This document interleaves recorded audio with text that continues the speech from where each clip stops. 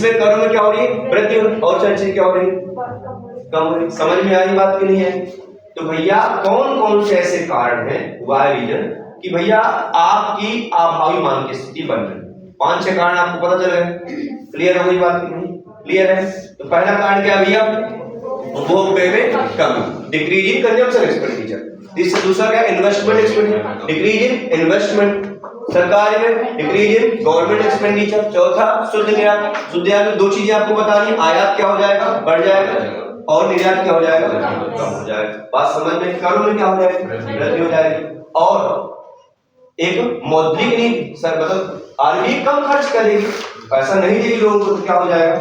समझ में आई बात की नहीं है? कोई समस्या, कोई प्रॉब्लम?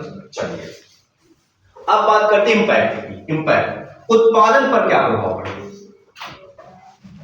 रोजगार पर क्या प्रभाव पड़ेगा? अब बताएं, उत्पादन पर क्या प्रभाव पड़ेगा, रोजगार पर क्या प्रभाव पड़ेगा, और कीमत स्तर पर क्या प्रभाव पड़ेगा?